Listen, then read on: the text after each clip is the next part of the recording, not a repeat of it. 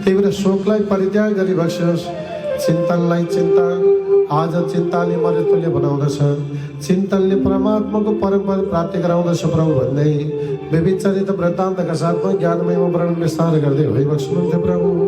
यही भगवान अब जहाँ परमात्मा सूर्य विराजमान भइबस्नु हुनुहुन्छ, सूर्यदेखि उपर चन्द्र बुध बृहस्पति शुक्र शनि आदि ग्रहहरू विद्यमान छन्। अधो अवस्थामा राहु केतु आदि ग्रह रहिरहेका छन्। ती ग्रहहरूले आफू आफ्नो फल प्रदान गर्ने गर्दछन्। राजन, शुभ ग्रहको फल शुभ फल हुन्छ भने अशुभ ग्रहको फल अशुभ नै रहने गर्दछ। त्यही भएर जुन जुन ग्रह चलिरहेको हुन्छ त्यही ग्रह चलिरहेको प्रभावका बेलामा तिनै मन्त्रहरू जप्ने गर्नुपर्दछ। तिनै ग्रहहरूको मन्त्र जप्नाले ग्रह स्वास्थ्य शान्ति पनि हुने गर्दछ। त्यही भएर आफ्नो लागि आफैले हो जप्ने।